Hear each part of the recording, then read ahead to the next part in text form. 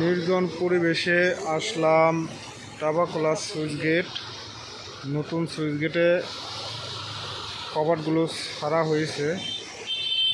তো দেখা যাচ্ছে যে এখানের যে মাটির পজিশন আছে সেগুলো মনে হয় ভেঙে যাবে, থাকবে না। আমরা আসলাম নতুন পরিবেশে দেখার জন্য, নতুন পানি, সেই নদীর সে নতুন পানি আবার পরিপূর্ণ যৌবন বা পরিপূর্ণতা তার ফিরে পাবে। সময়কাল এখন চলে এসেছে, নদীর সেই পূর্ণতা এখন আবার নতুন রূপে ধারণ করবে, সেই পদ্মা নদী।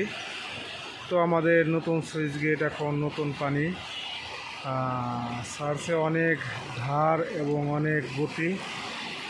দেখেন, দেখা যাচ্ছে যে পানি অনেক গতি, অনেক স্পিডে ঢুকছে।